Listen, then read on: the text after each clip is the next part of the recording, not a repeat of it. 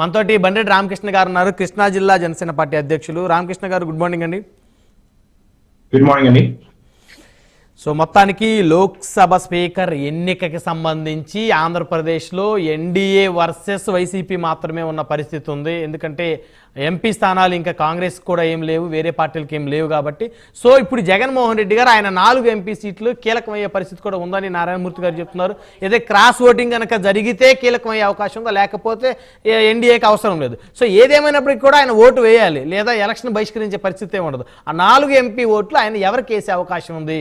నిన్న మొన్నటి వరకు కూడా ఎన్డీఏ కూటమికి సంబంధించి ఆయన ఈ ఏపీలో ఎన్డీఏ విజయం సాధించిన తర్వాత ప్రత్యేక హోదా అంశాన్ని తెర మీదకి తీసుకొని వచ్చారు. సో చంద్రబాబు నాయుడు గారు, పవన్ కళ్యాణ్ గారు వీళ్ళందరూ కూడా మరి అక్కడ మోదీ గారికి సపోర్ట్ చేశారు కదా, వీరి సపోర్ట్తోనే మోదీ గారు ప్రధానమంత్రి అయిన అవకాశం వచ్చింది కాబట్టి ఇప్పుడు మీరు గొంతెత్తి ప్రశ్నించాలని. సో మరి తర్వాత మెల్లమెల్లగా ప్రత్యేక హోదా అంశాన్ని తెర మీదకి తీసుకొస్తా ఉన్నారు. ఎందుకంటే ఇప్పుడు ఆయనకు అదే ఆయన ముందున్నటువంటి ఆయుధం కాబట్టి. సో ఇప్పుడు మరి ఆయన ప్రత్యేక హోదా కావాలని అడిగి మద్దతు ఇస్తే బాగుంటుందా, లేకపోతే పాత శత్రుత్వాన్ని మరిచి మరి ఇండియా కూటమికి మద్దతు ఇచ్చే అవకాశం ఉంటుందా?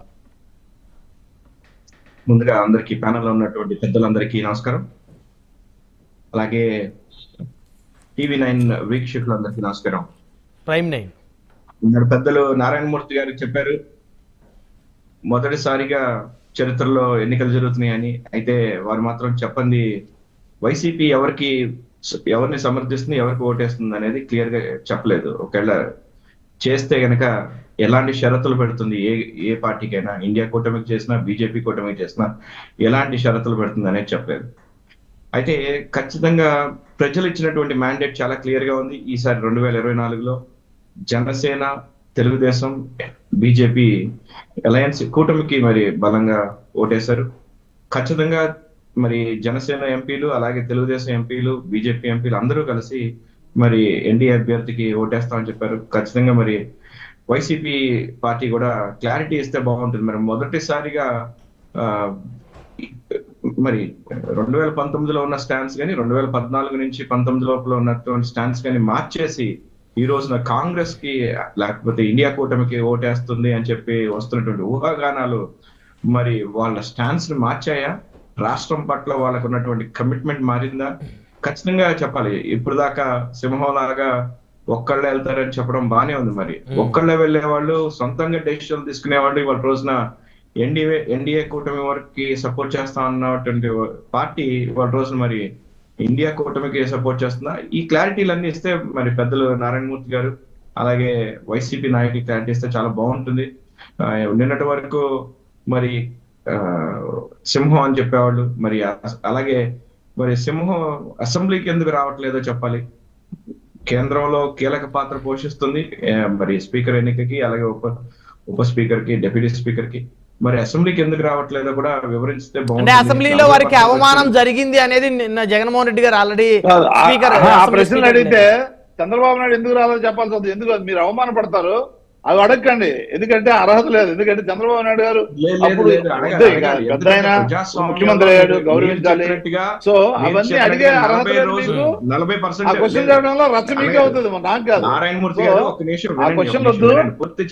ఎప్పుడు సింగిల్ గా ఉంది, ఆ విధంగా 40% ఓట్లు మీరు వెనక్కి ఉండాలి ఒక నిమిషం. నారాయణమూర్తి గారు ఎందుకంటే 40% వచ్చిన వాళ్ళు ప్రజలు దగ్గర నుంచి 40% ఓటింగ్ తెచ్చుకుని ఇవాళ రోజు రాను అనేది కరెక్ట్ కాదు.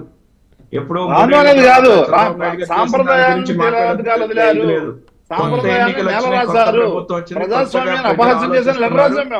ప్రజలు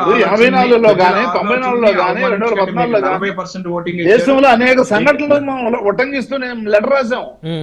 అక్కడ లేని ప్రజాస్వామ్యం మీకు ఎందుకు ఈ అపరాధస్వామ్యం చేస్తున్నారు, నియంత్రితంగా ఎందుకు పోతున్నారు అడిగాం. దానికి సమాధానం చెప్పలా, చెప్పి మీరు ముందుకెళ్ళాలి. మీరు రాజ్యాంగం గురించి చాలా తెలుగుదేశం పార్టీకి 30 సీట్లు వస్తే 2010 రావాలి అని చెప్పి 1984లో 30 సీట్లు వస్తే ప్రతిపక్షంలో ఇచ్చారు ఉపేంద్ర గాంధీ పెట్టారు పార్లమెంట్ లో. తెలుసా మీకు? 1984లో పార్లమెంట్ లో 30 స్థానాలే వస్తే 543 స్థానాలు ఉన్న పార్లమెంట్ లో 10% రావాలంటే 54 స్థానాలు రావాలి. కానీ 30 స్థానాలు వస్తే మన ఇదే రాష్ట్రం తెలుగుదేశం పార్టీ గురించి ప్రభుత్వం కూడా మాట్లాడుతున్నాం, ఇచ్చారు. మన రాష్ట్రం గురించి మాట్లాడదాం. మన మన రాష్ట్రంలో ముఖ్యమంత్రి రాష్ట్రాల గారు, గురించి మాజీ మాట్లాడదాం. ముఖ్యమంత్రి గారు ఎందుకు రాష్ట్రం అసెంబ్లీకి గురించి కూడా మాట్లాడాలి. రావట్లేదంటే ఆంధ్రప్రదేశ్ లో పార్లమెంట్ లో కంపేర్ చేస్తా 1994లో నారాయణమూర్తి గారు, ప్రతిపక్ష హోదా నారాయణమూర్తి గారు. అంటే నారాయణమూర్తి గారు ఒక్క నిమిషం, రామకృష్ణ గారు ఆ రోజు మీరు అన్నది 94 ఎలక్షన్స్ లో ఆంధ్రప్రదేశ్ లో స్పీకర్ గారికి 26 వస్తే స్పీకర్ పర్మిషన్ తోటి కదా అప్పుడు ప్రతిపక్ష హోదా కల్పించింది. నేను స్పీకర్ రిక్వెస్ట్ చేస్తే కదా. ఆ సాంప్రదాయాన్ని ఎందుకు నేలకు వదిలేస్తున్నారు? అంటే జగన్మోహన్ రెడ్డి గారు ఇంకా అడగలేదు కదా, నిన్న రాశారు మీరు లెటర్, ఈ లెటర్ ఏదో ముందే రాసినట్టయితే బాగుండేది కదా సార్. ఆ సాంప్రదాయాన్ని పాటిస్తే బాగుంటుంది కదా, అడగాల్సిన అవసరం ఏంటి? పాటించాలి అంటే రిక్వెస్ట్ పెట్టుకోవాలి కదా ప్రభుత్వానికి, స్పీకర్ కి రిక్వెస్ట్. రిక్వెస్ట్ పెట్టల ఆ రోజు కూడా 84లో రిక్వెస్ట్ పెట్టల, 94లో రిక్వెస్ట్ పెట్టల, 2014లో రిక్వెస్ట్ పెట్టల. కానీ అవి జరిగాయి. 2014లో ఏమైంది? చంద్రబాబు గారికి 23 స్థానాలు వచ్చాయి కదా. 2015లో ఢిల్లీలో 3 స్థానాలు వచ్చాయి బీజేపీకి. వచ్చినా కూడా దాని ప్రతిపక్ష హోదా ఇచ్చారు. చరిత్రను మర్చిపోతే ఎట్లా అన్నాను నేను. ఆంధ్రప్రదేశ్ చరిత్ర, దేశం చరిత్ర, పార్లమెంట్ చరిత్ర, ఇతర రాష్ట్రాల అసెంబ్లీ చరిత్రని ఒకసారి నారాయణమూర్తి గారు ఆగండి, దయచేసి ఆగండి. వారు మాట్లాడి మళ్ళీ మాట్లాడదాం. నారాయణమూర్తి గారు మళ్ళీ మాట్లాడదాం. రామకృష్ణ గారు కంటిన్యూ చేయండి. సో ఇప్పుడు ఎవరికి మద్దతు ఇచ్చినా, జగన్మోహన్ రెడ్డి గారు ఎవరికి మద్దతు ఇచ్చినప్పటికీ కూడా షరతులతో మద్దతు ఇస్తారని అనుకోవచ్చా, లేకపోతే గుడ్డిగా మద్దతు ఇచ్చేస్తారనుకోవచ్చా? అంటే రాష్ట్రం కోసం ఎంత దూరమైనా వెళ్తానన్నటువంటి మాజీ ముఖ్యమంత్రి గారు ఖచ్చితంగా షరతులు పెట్టాల్సిన అవసరం ఉంటుందని నేను అనుకుంటున్నాను. ఎందుకంటే మరి ఎంతసేపు ఆయన ప్రత్యేక హోదా తేలేకపోయారు, 5 ఏళ్ళు ఉండి రాష్ట్రానికి ఎటువంటి అభివృద్ధి చేయలేకపోయారు ఆయన 5 ఏళ్ళు ఉండి. అలాగే వాళ్ళ ఎంపీలు పోయిన 5 ఏళ్ళు కాలాన్ని వెళ్ళబుచ్చారు తప్ప ఎటువంటి సాధించలేకపోయారు, రాష్ట్రానికి ఎటువంటి నిధులు తీసుకురాలేకపోయారు.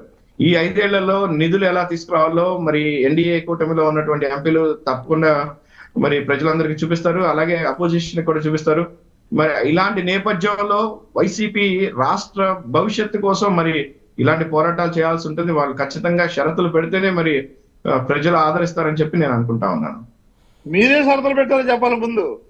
దాంట్లో ముందు నుంచి అంటే పవన్ కళ్యాణ్ సొంత పెట్టలా, కలిసి ఎన్నికలకు వెళ్ళాం. ఖచ్చితంగా రాష్ట్ర ప్రయోజనాల కోసం అనేక పదవులు త్యాగం చేసినటువంటి నాయకులు ఇటు పవన్ కళ్యాణ్ గారు, అలాగే చంద్రబాబు నాయుడు గారు మద్దతు ఇచ్చారు. గుర్తుపెట్టుకోవాలి, నారాయణమూర్తి గారు ఇప్పుడు కూడా సర్ద పెట్టలా. ప్రజా సంక్షేమం కోసం ఏర్పడినటువంటి కూటమి, ప్రజా సంక్షేమం కోసం ఏర్పడినటువంటి కూటమి రాబోయే 5 ఏళ్లలో అభివృద్ధి మాత్రమే ముఖ్య లక్ష్యం, పదవిని కాదు అని చెప్పి చంద్రబాబు నాయుడు గారు ఆల్రెడీ నిన్న చెప్పారు. నేను చెప్తున్నా కానీ మీరు ఎలక్షన్కి వెళ్ళలేదు, సరద పెట్టి మీరు ఎందుకు సపోర్ట్ చేయట్లేదు? ఇప్పుడు కూడా అంటే కేంద్ర ప్రభుత్వంతో ఎప్పుడు గొడవ పెట్టుకోవాలా?